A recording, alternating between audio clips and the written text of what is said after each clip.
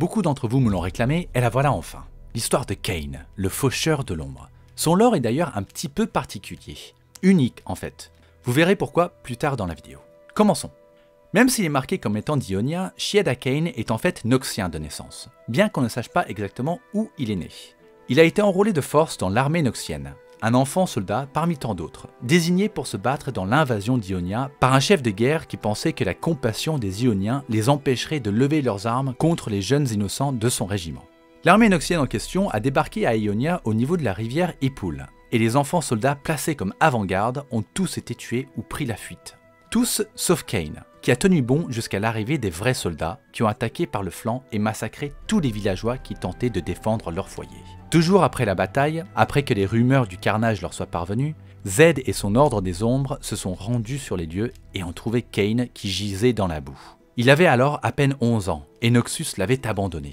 Mais Zed voyait en lui une puissante arme qui pourrait être utilisée contre l'envahisseur de ses terres. Zed l'a recueilli et l'a enseigné pendant des années. Kain était naturellement doué et a appris à maîtriser toutes les armes à sa disposition, faisant de lui l'assassin le plus dangereux de l'ordre des ombres. Il était également très ambitieux et plein d'orgueil, et se disait qu'un jour il dépasserait même Zed pour devenir le maître des ombres. Un jour, Zed eut vent qu'une arme d'Arkin avait été découverte dans Noxus, une faux maléfique qui consumait quiconque la touchait, un artefact puissant qui ne pouvait pas être laissé à l'ennemi. Elle allait être apportée au bastion immortel et Kain a convaincu Zed de lui accorder pour mission de la détruire ou la dérober. C'était peut-être la première fois que l'ordre des ombres porterait un coup à Noxus sur son propre territoire. Kain est parti seul, mais il a été suivi par Nakuri, un autre acolyte de l'ordre des ombres qui voulait prouver sa valeur en s'emparant de l'arme d'Arkin. Kain a accepté de faire équipe avec Nakuri. Ils ont préparé un piège sur la route du convoi et attaqué ensemble les soldats qui le gardaient. Dans la bataille, l'un des soldats noxiens, désespéré, a tenté d'utiliser la faux pour se défendre, mais a totalement perdu le contrôle et a commencé à abattre ses propres camarades. Kain a alors utilisé sa magie des ombres pour plonger dans la chair du noxien. Pendant un bref instant, il a ressenti la malice et la corruption d'Arkin avant de faire exploser le corps du soldat. La faux est tombée entre Kain et Nakuri. Il ne restait plus que 2, et Kain était décidé à s'approprier l'arme et la maîtriser comme il avait maîtrisé toutes les autres armes qu'il avait eues entre les mains dans le passé. Nakuri a tenté de l'en empêcher, mais c'était déjà trop tard. Kain s'est emparé de la lame, mais n'a pas été corrompu par son toucher. Pour lui, c'était comme si la faux faisait partie de lui depuis toujours, qu'elle le complétait. Kain a réussi à garder le contrôle, même avec Rast, l'entité d'Arkin contenue à l'intérieur, qui avait pénétré son esprit et qui tentait de le corrompre. Il s'est alors débarrassé de Nakuri, puis il est retourné auprès de Zed. Quand il est revenu, Zed avait de nouveau une mission pour lui, l'aider à arrêter Kada Jin, le démon doré. Jin avait réussi à se libérer de prison et avait recommencé à massacrer des innocents à travers l'archipel.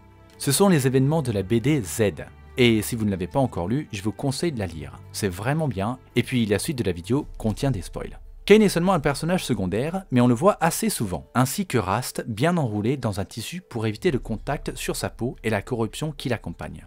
Même s'il a réussi à garder le contrôle, Kain connaît les dangers de l'arme d'Arkin, et on peut d'ailleurs voir cette corruption qui commence à se propager sur son avant-bras. Petit aparté, à un moment il croise Akali, qui lui fait un bon gros rentre-dedans bien comme il faut. Selon elle, il est canon, mais dingue. À un moment lors de la mission, Zed se fait capturer par Shen, et Kain doit alors prendre sa place comme nouveau maître des ombres. Mais même si c'est ce qu'il voulait depuis des années, quand vient le moment pour Kain de faire un choix entre trahir Zed pour prendre sa place, ou s'allier à lui et lui permettre de reprendre le contrôle de l'ordre des ombres, Kain reste fidèle à son maître. Il utilise enfin Rast pour se débarrasser des acolytes qui les ont trahis, pendant que Zed affronte Maître Kushu, le père de Shen. À ce moment, on peut voir la corruption d'Arkin se répandre sur son bras, comme on le connaît in-game. Et c'est là que son lore devient le plus intéressant. Actuellement, en l'an 999 du calendrier noxien, Kain et Rast sont toujours 2 entités séparées, dans une lutte pour prendre le contrôle à l'issue indéterminée. Et c'est nous les joueurs qui décidons de la suite. Soit Kain parviendra à entièrement maîtriser l'arme et faire disparaître Rast à tout jamais, devenant ainsi l'assassin de l'ombre, soit c'est Rast qui arrivera à corrompre l'esprit de Kain et prendre le contrôle de son corps pour apporter le carnage et la destruction de tout Runeterra. Il est probable qu'aucun de ces 2 choix ne soit fait dans le lore officiel, mais d'un point de vue de design de champion, Kain restera toujours unique, même si perso, je le perds ma banne. Pensez à vous abonner, j'ai encore plein de contenu de prévu, ça serait dommage de rater ça.